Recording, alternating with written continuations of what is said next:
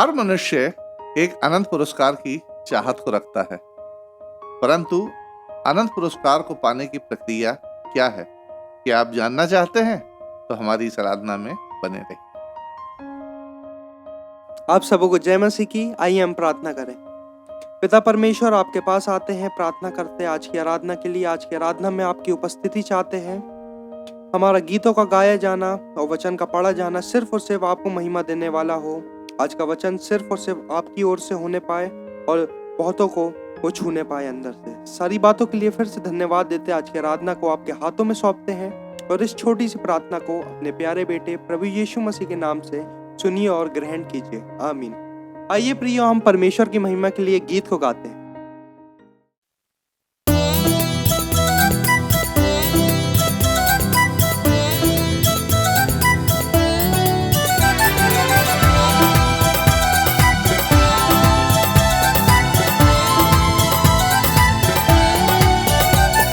स्वर्ग से उंडेल प्रभु अग्नि सा जीवन, स्वर्ग से उंडेल प्रभु अग्नि सा जीवन। मुझको तू दे प्रभु भरपूर जीवन, मुझको तू दे प्रभु भरपूर जीवन। आत्मा की आग लगा मेरे अंदर, आत्मा की आग लगा मेरे अंदर। मन में भर दे प्रभु परिशुद्ध जीवन, मन में भर दे प्रभु परिशुद्ध जीवन।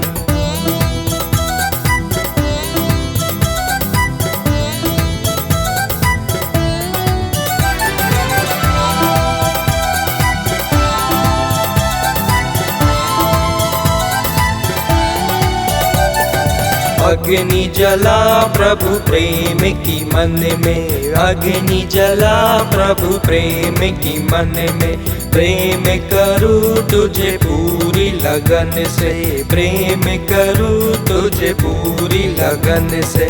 तन मन धन सब देता तुझे मैं, तन मन धन सब देता तुझे मैं। विनती करूँ प्रभु दे स्वर्ग जीवन, विनती करूँ प्रभु दे स्वर्ग जीवन।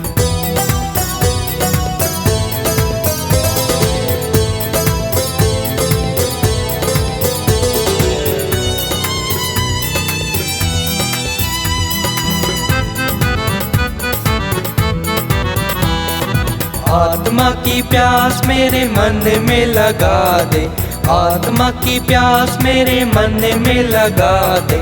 स्तुति गाना मुझको सिखा दे, स्तुति गाना मुझको सिखा दे। जीवन के जल से पीयूं मैं आकर, जीवन के जल से पीयूं मैं आकर। मुझ में बहा प्रभु नदियों सा जीवन, मुझ में बहा प्रभु नदियों सा जीवन।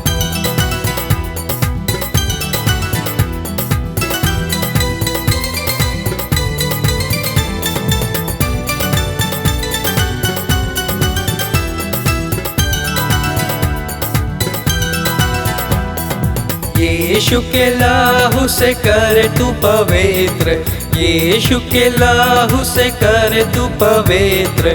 पाप और मृत्यु से कर तू स्वतंत्र, पाप और मृत्यु से कर तू स्वतंत्र।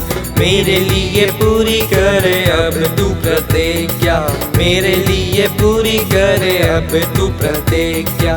मन में लगा प्रभु अपना सिंहासन, मन में लगा प्रभु अपना सिंहासन। स्वर्ग से उंडेल प्रभु अग्नि सा जीवन, स्वर्ग से उंडेल प्रभु अग्नि सा जीवन।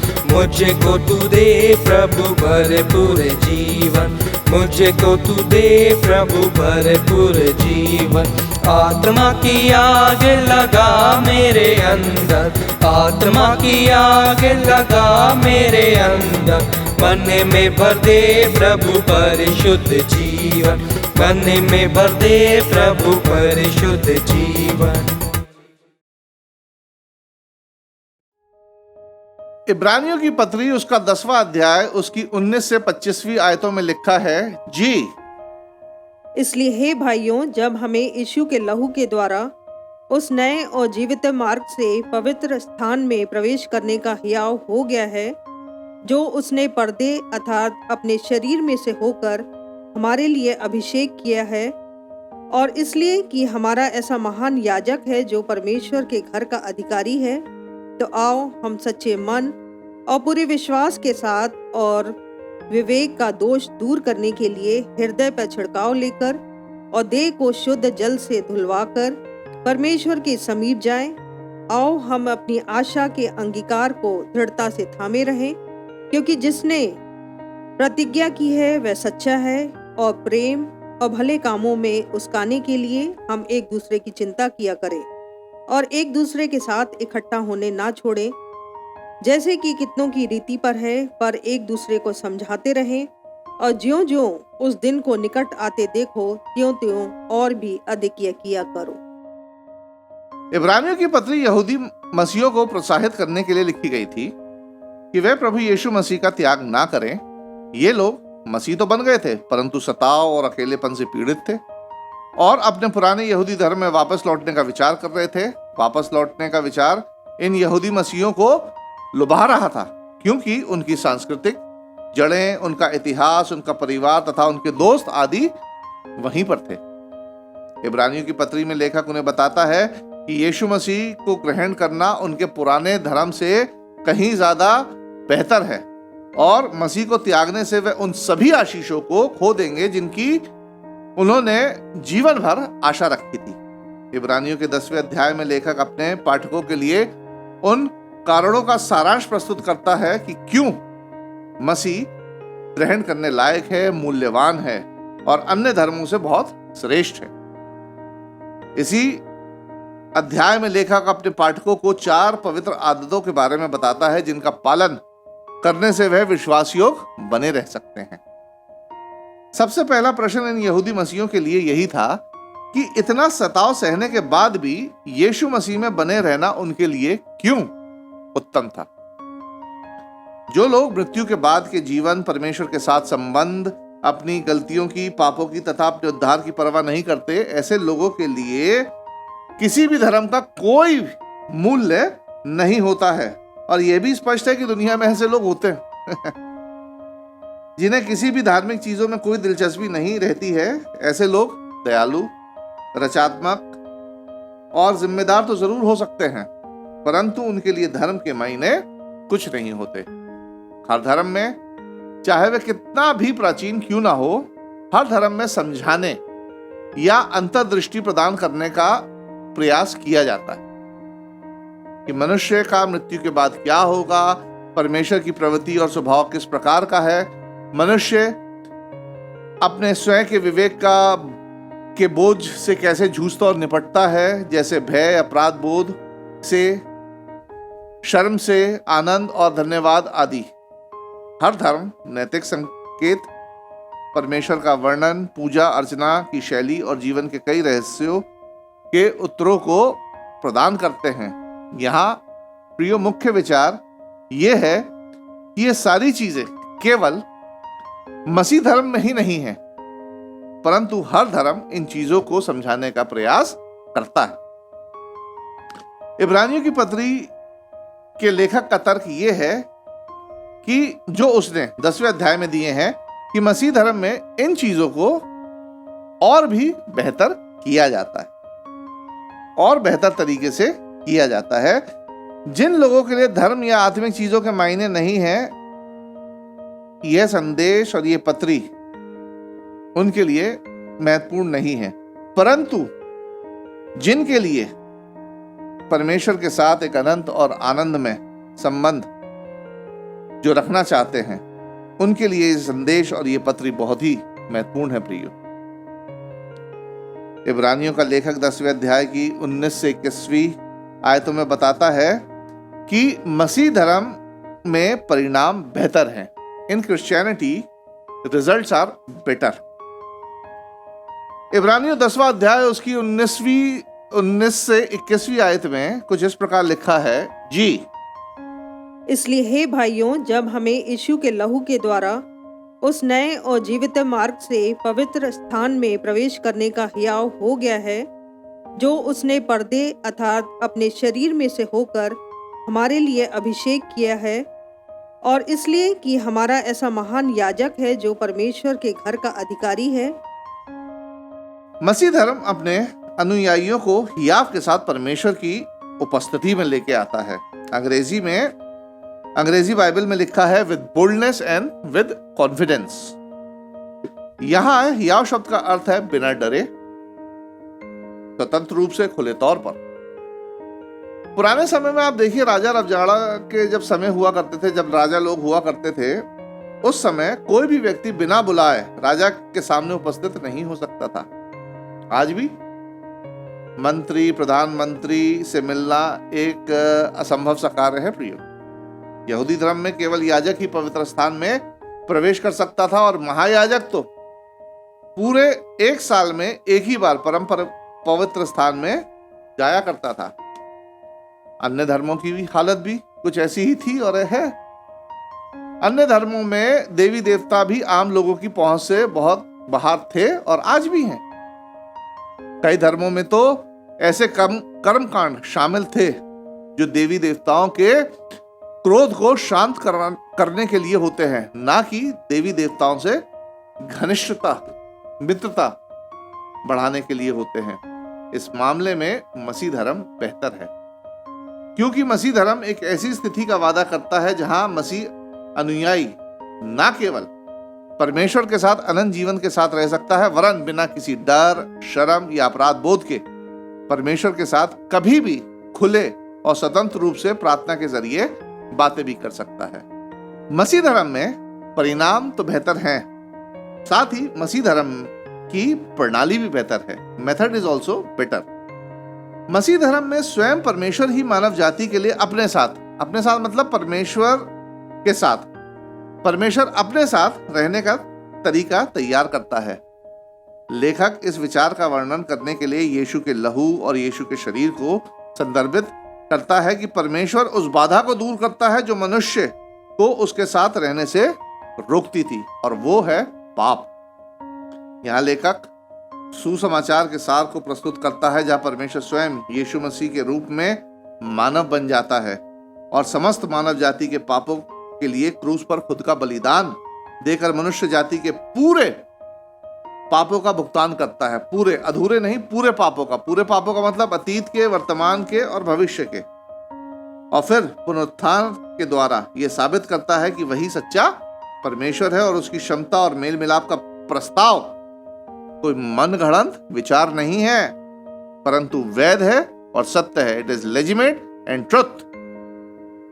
अन्य धर्मों में मनुष्य को परमेश्वर के साथ रहने के लिए, उसका अनुभव करने के लिए क्या करना पड़ता है? अच्छे काम करने पड़ते हैं, तीर्थ यात्राएं करनी पड़ती हैं, कई प्रकार के बलिदान देने पड़ते हैं। शांति, आनंद और परमेश्वर के साथ घनिष्ठता बढ़ाने के लिए मनुष्य को कई अनुष्ठान, रीति रिवाज या कई प्रकार का आत्मत्याग करना पड़ता है। फर्क बस इतना है कि हर धर्म की अपनी अपनी प्रणालियां होती हैं, अपने अपने तरीके होते हैं, जिसमें प्रिय सफलता की भी गारंटी नहीं होती है। क्योंकि जब मनुष्य अन्य चीजों में असफल हो सकता है, तो क्या वह अपने धर्म के अनुष्ठानों में, रीति रिवाजों में असफल नहीं हो सकता? हो सकता है। परंतु मसीह धर्म में पहली बार मुक्ति की जिम्मेदारी किसी मनुष्य के हाथ में नहीं है, परंतु मुक्ति की जिम्मेदारी स्वयं परमेश्वर अपने हाथों में लेता है। और मनुष्य का काम बस ये है कि अपनी मुक्ति के लिए वह परमेश्वर की क्षमता पर भरोसा रखे और यीशु मसीह को अपने पूरे होशो आभास में, पूरे मन से मुक्तिदाता के रूप में ग्रहण करें। अन्य धर्मों से कहीं ज्यादा बेहतर और निश्चित तरीका मुक्ति का, उद्धार का प्रियो मसीह धर्म ही देता है। आगे लेखक बताता है कि मसीह धर्म में परिणाम बेहतर हैं, उसकी प्रणाली बेहतर है और मसीह धर्म का अगुवा भी बेहतर है। इब्रानियों उसका 10वां अध्याय और उसकी 21वीं आयत में लिखा है, जी और इसलिए कि हमारा ऐसा महान याजक है जो परमेश्वर के घर का अधिकारी है। मसीह धर्म एकमात्र ऐसा धर्म है जिसका कोई अगुवा संसारिक नहीं है। परमेश्वर ही मसीह धर्म का एकमात्र अगुवा और मुखिया है, जबकि अन्य धर्मों में मानवीय नेता, मानवीय अगुवे, मानवीय स्रोत हैं।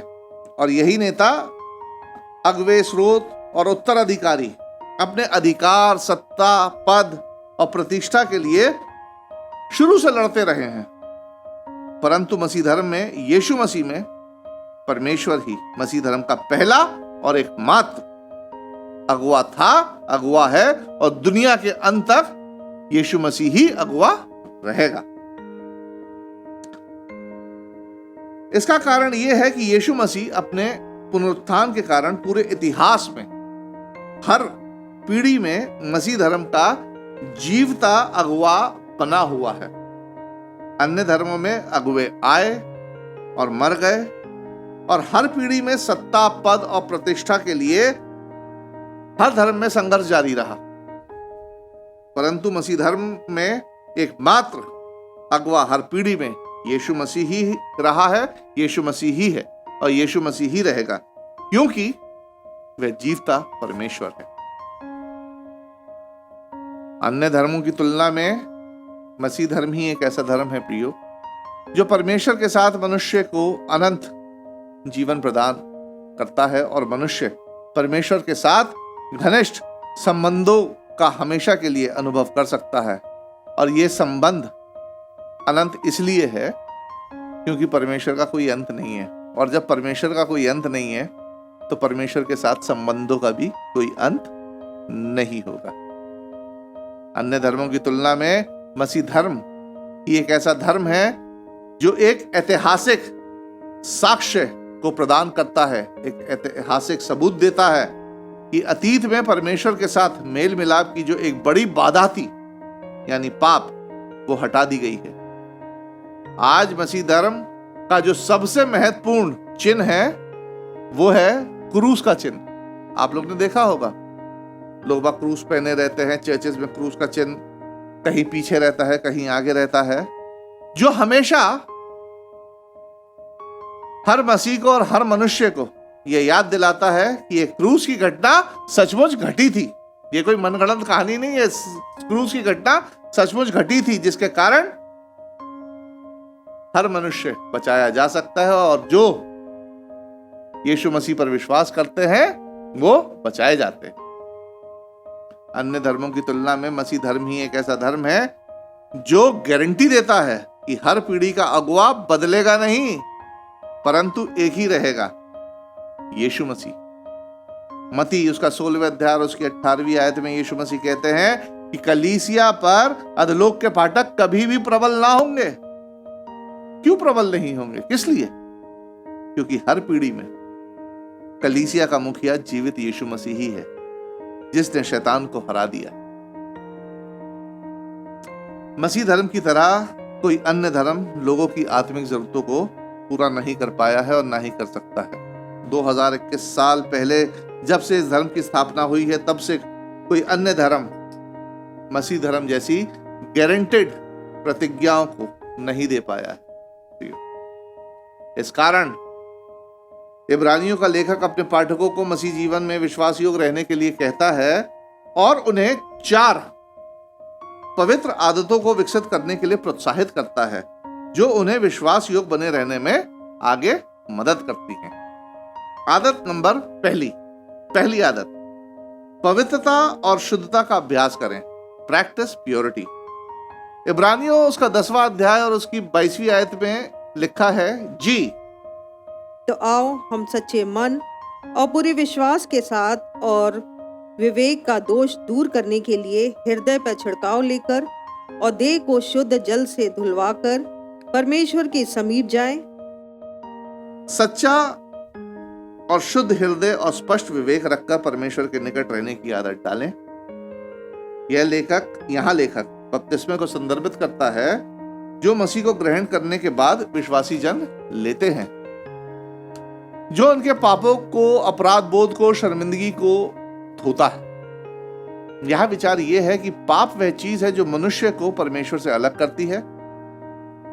पाप एक वो क्रिया है जो परमेश्वर के साथ हमारे घनिष्ठ संबंधों को हमारे आत्मविश्वास और हमारी स्वतंत्रता को नष्ट कर देती है। हर मनुष्य को यह महसूस करना चाहिए कि पाप चाहे बहुत बड़ा हो चाहे बहुत छोटा हो, वह उसे परमेश्वर की उपस्थिति से दूर कर देता है। और जितना मनुष्य पाप में लुप्त होता जाता है, उतना ही परमेश्वर से वे दूर होता चला जाता है। यदि किसी को भी मसीह धर्म में किए गए वादों को प्राप्त करने की इच्छा है, तो उसे पवित्र और शुद्धता का अभ्यास करना अनिवार्य है, और उसे पवित्रता और शुद्धता का अभ्यास करना होगा, और प्रतिदिन पाप ना करने का अभ्यास करते रहना होगा। आदत नंबर 2, दृढ़ता का अभ्यास करें। Practice perseverance. इब्रानियों उसका 10वां अध्याय और उसकी 23वीं आयत में कुछ इस प्रकार लिखा है, जी आओ हम अपनी आशा के अंगीकार को दृढ़ता से थामे रहें, क्योंकि जिसने प्रतिज्ञा की है वह सच्चा है। प्रियो, हमारी आत्माओं के लिए दुनिया में बहुत प्रतिस्पर्धा है, बहुत ज्यादा कंपटीशन है। कैसा कंपटीशन?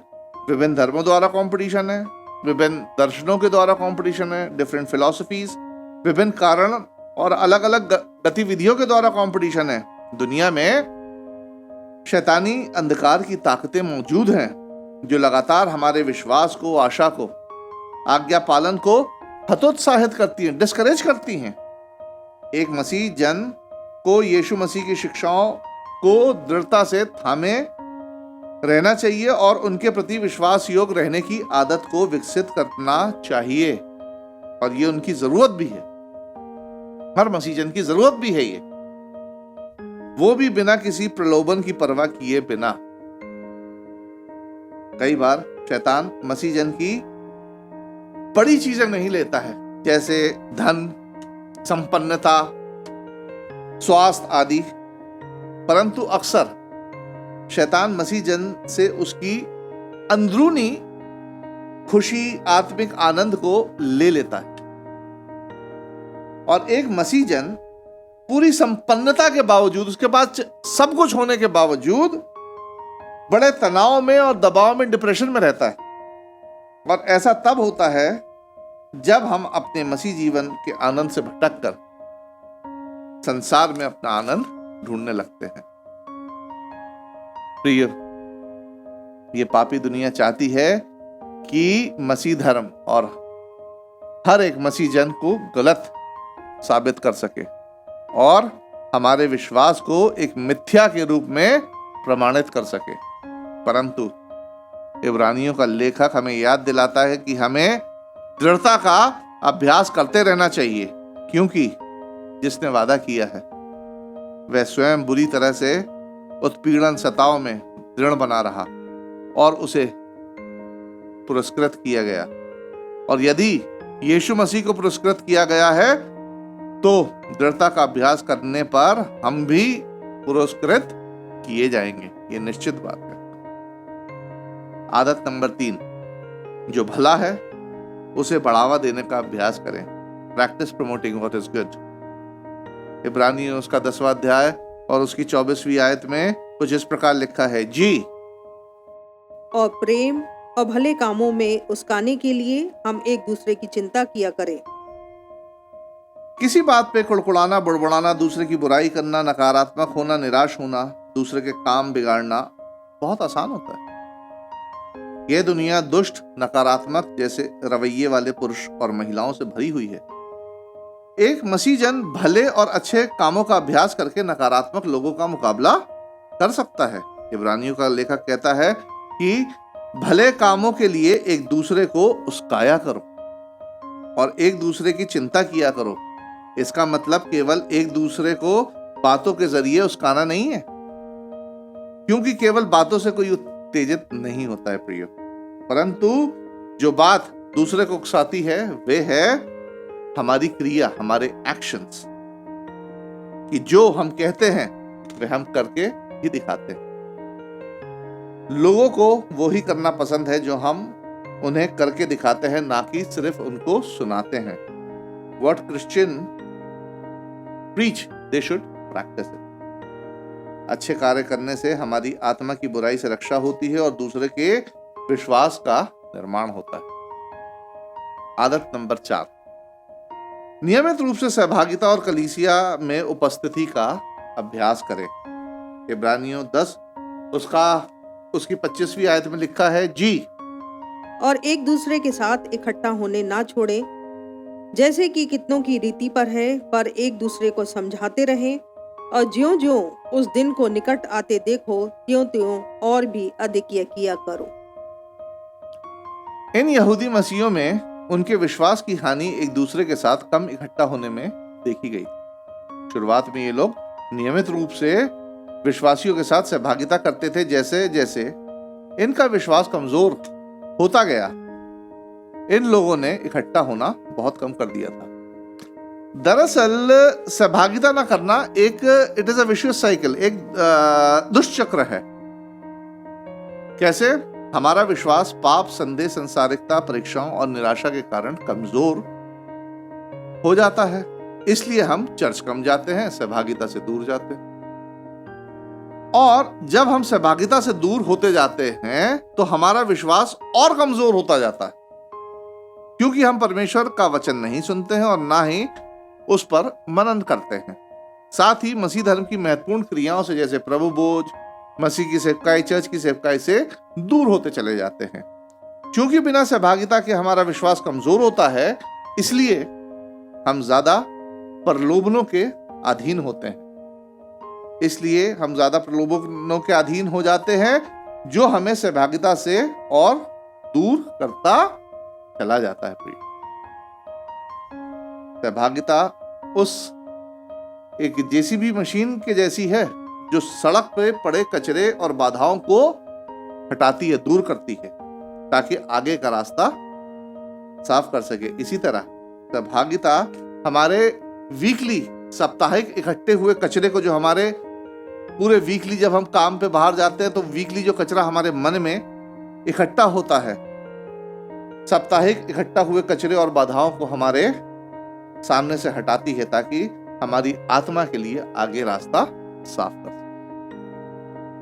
कमजोर विश्वास का पहला संकेत होता है विश्वासियों की संगति से दूर हो जाना और निरंतर संगति ना करने के बहाने बनाना।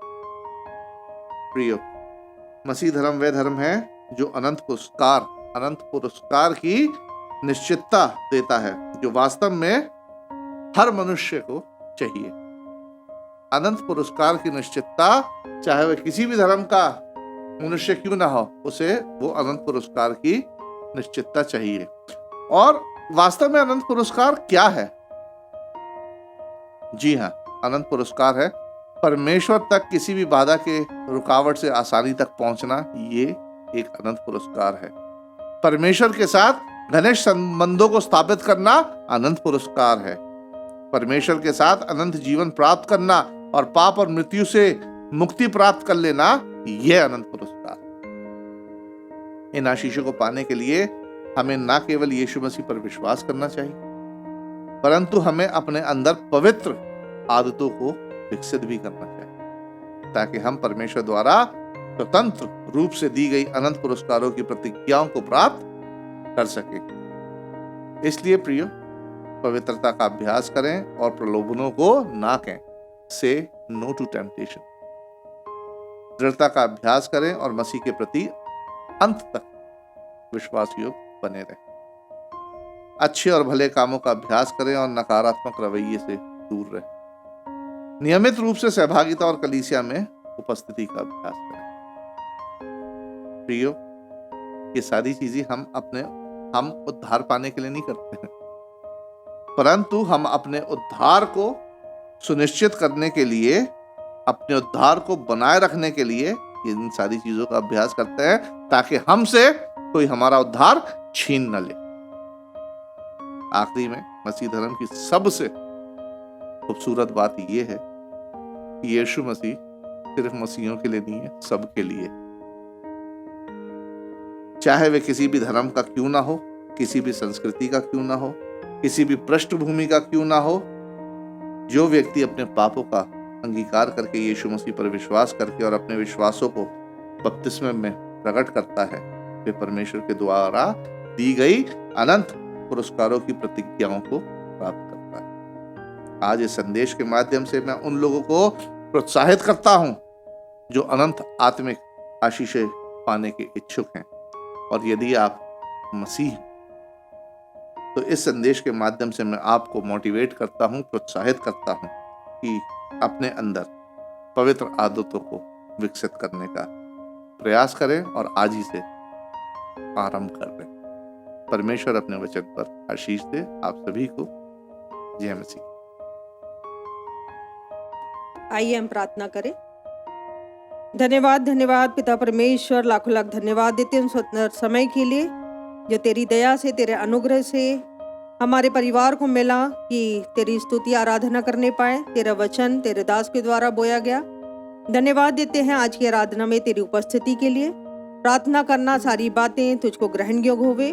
पिता परमेश्वर, ऑनलाइन के माध्यम से जितने लोगों के पास तेरा वचन पहुंचता है, एक एक लोग तेरे वचन को सुनने पाए और पिता परमेश्वर अपने जीवनों में उन सारी आदतों को लाने पाए जो पवित्र जीवन जीने के लिए जरूरी है। मेरे खुदावन, हर बात के लिए धन्यवाद देते हैं और अपने जीवनों से उन सारी बातों को छोड़ने पाए जो तेरी उपस्थिति से हमें दूर ले जाती है पिता परमेश्वर, ताकि हम उस अनंत पुरस्कार को जिसके देने की प्रतिज्ञा तूने की है, हर एक वो विश्वासी, हर एक वो लोग जो तेरे वचन को सुनते हैं, मानते हैं, वो पाने पाए। प्रभु, सारा आदर गौरव महिमा तुझको देते हुए इस विनती को प्रभु यीशु मसीह के नाम में मांग, आमीन। आने वाले समय हम फिर आपके समक्ष स्तुति आराधना और वचन के माध्यम से, ऑनलाइन माध्यम से हाजिर होंगे। तब तक के लिए जय मसीह।